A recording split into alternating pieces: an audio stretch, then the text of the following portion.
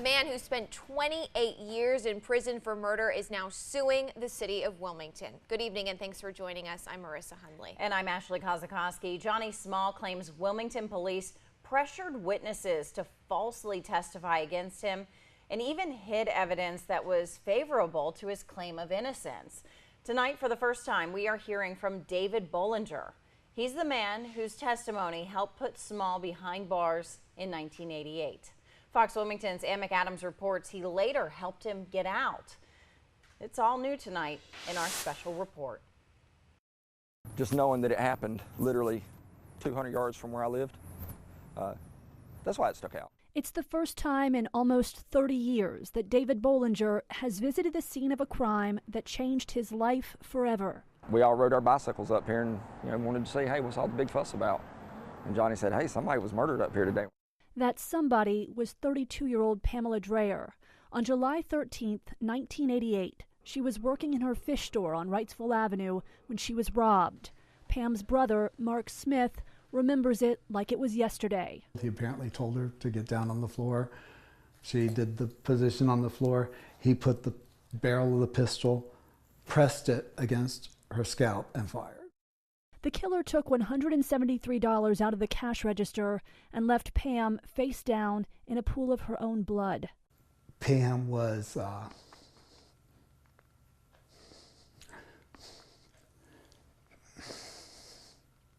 she was smart. She was fun. As friends and family grieved her death, months passed, but police made no arrests. Then, a big break in the case. Nina Rayford called the Crime Stoppers tip line, saying she'd seen Johnny Small fleeing the scene the night of the murder. She recognized him because they went to school together. She also expressed interest in reward money being offered in the case. Even though there was no physical evidence linking Small to the crime, that Crime Stoppers tip started a chain of events that would put Johnny Small behind bars for decades. Remember David Bollinger? Especially knowing that it happened right here. Well, in 1988, he looked like this, and his best friend was Johnny Small. Bollinger says he thinks that friendship is what prompted police to arrest him on an outstanding warrant for an unrelated crime. As soon as that interrogation began, Bollinger says all police wanted to know about was Pam Dreher's murder and his friend Johnny's alleged involvement. He showed me pictures of the murder, and at that point I almost got sick. It was very graphic. Kept telling him over and over I didn't do it. He said, we know Johnny did it. We just need you to tell us he did it. Bollinger had a solid alibi that put him out of town for work at the time of the crime, but he says Detective J.J. Leitner didn't care and pushed him to confess to driving the getaway car after Johnny Small murdered Pam Dreher. He told me, if you don't tell me what I want to hear, you will go to jail for this. I will make sure you get the death penalty. He would be right there in the front row watching me die. You know, I'm 19. I'm scared. I asked for my parents. I wasn't allowed to make a call. I was told I didn't need a lawyer. Everything that I needed to do, I tried to do, but was denied. After a while, I caved. I gave him the story he wanted to hear. Even with the coerced confession, there were big problems with the case. Tipster Nina Rayford's time card showed she was working at McDonald's around the time of the murder, making it highly doubtful she witnessed anyone fleeing the crime scene. The murder weapon, a .25 caliber handgun, was never recovered. So police pounced when they learned another close friend of Small's, Ray Brigman, had a .25 caliber gun stolen from him a couple of months before the murder. Everybody's fussing about what happened to the gun. And Johnny said he didn't know. This is crazy. Sue Brigman says Detective Leitner convinced their family Johnny Small had stolen her son's gun and used it to kill Pam Dreher.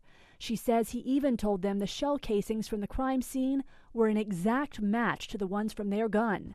That haunted Sue Brigman and convinced her to testify against Small at his 1989 trial. I cried coming over here because it's hard.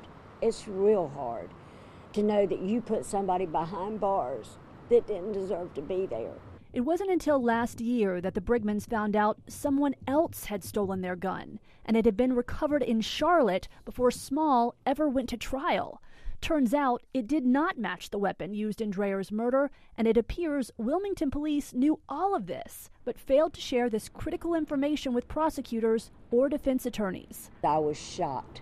I couldn't believe there was the report from Charlotte with the gun and had been there all along. A man spent 28 years in prison for nothing, based on lies. David Bollinger says the guilt of falsely testifying against his friend has also haunted him his whole life. That's my best friend. It's emotional. Someone I love dearly that I put in prison on false words, on someone else's demand. Bollinger says he tried to come clean in the 1990s, but the lawyer he contacted wouldn't take the case. It wasn't until 2012, after he met Dwayne Dale, who'd been exonerated by DNA evidence 18 years after being wrongfully convicted of rape, that Bollinger found the courage to reach out to Chris Muma at the North Carolina Center on Actual Innocence. I think there's a lot of Davids out there who are afraid to come forward. Chris Muma and her team have now helped 8 wrongfully convicted men get out of prison. After meeting Bollinger, doing some research, and giving him a lie detector test to verify his story, Muma took the case, and her efforts ultimately got Johnny Small out of prison last year. Out here on this sidewalk, actually, he gave me a hug. He forgave me. So that was a big relief. People have contacted him saying, you know, he should be put in prison and he should have to serve the same number of years as Johnny, and they just don't understand how heroic it was for him to come forward and how brave it was for him to come forward. Despite helping his friend in the end, Bollinger says he isn't finished trying to make things right. If this was the common practice back then, how many people are in jail for something they didn't do? How many people were forced to tell something that's not true? I want to see something done. I want to see justice. I want justice for Johnny. I want justice for Mr. Dreher. I want justice for me and everybody else that was involved. It's not fair.